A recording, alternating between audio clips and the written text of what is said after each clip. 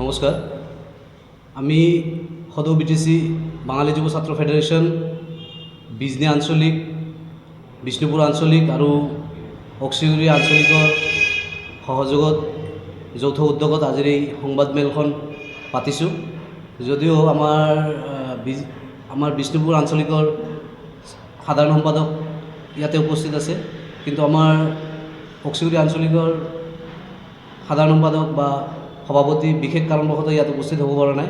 তেখেতৰ লগত আমাৰ ফোনত কথা হৈছে, তো সকলোৱে একমত। প্ৰথমে আমি আজিৰ এই শুভ দিনটোত সমূহ বিটিচিবাসী ৰাইজলৈ শুভ দৌল উৎসৱৰ শুভকামনা জনাইছোঁ। ৰঙেৰে যাতে সকলোৰে জীৱনত উন্নতি আহে, শান্তি আহে, তাৰে কামনা কৰিছোঁ। আপোনালোকক আজি এই সংবাদমেলত মাতাৰ উদ্দেশ্য, যোৱা কিছুদিন ধৰি আমি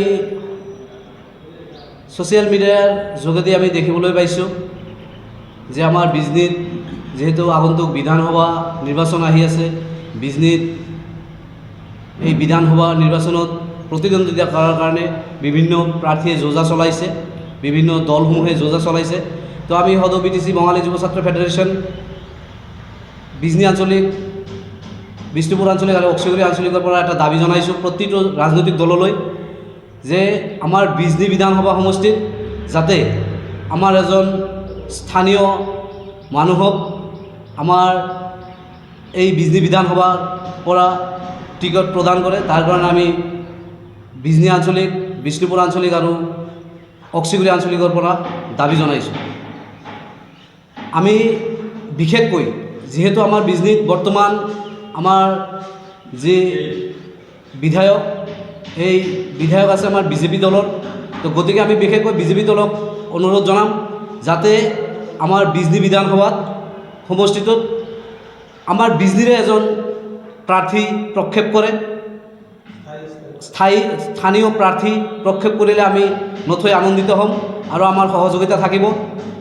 যদি আমাৰ বিজনী বিধানসভাত স্থানীয় প্ৰাৰ্থী প্ৰক্ষেপ নকৰে, তেনেহ'লে আপোনালোকে জ্ঞাত যে আমাৰ বিটিচি বেংগলী ফেডাৰেশ্যনৰ কেন্দ্ৰীয় কমিটিৰ আমাৰ নেতাসকলে অলৰেডি কৈ দিছে যে যদি আমাৰ স্থানীয় প্ৰাৰ্থী প্ৰক্ষেপ নকৰে, তেনেহ'লে আমি নিজাববীয়াকৈ প্ৰাৰ্থী প্ৰক্ষেপ কৰাৰ চেষ্টা কৰিম আৰু সেই প্ৰাৰ্থীক আমি সমৰ্থন জনাম। গতিকে আমি আপোনালোকৰ জৰিয়তে পুনৰবাৰ প্ৰতিটো দলক আবেদন জনাইছোঁ, অনুৰোধ কৰিছোঁ, আমাৰ এই বিজনী বিধানসভা সমষ্টিটোত যাতে স্থানীয় প্ৰাৰ্থী প্ৰক্ষেপ কৰে, তেতিয়াহ'লে আমাৰ সহযোগিতা থাকিব।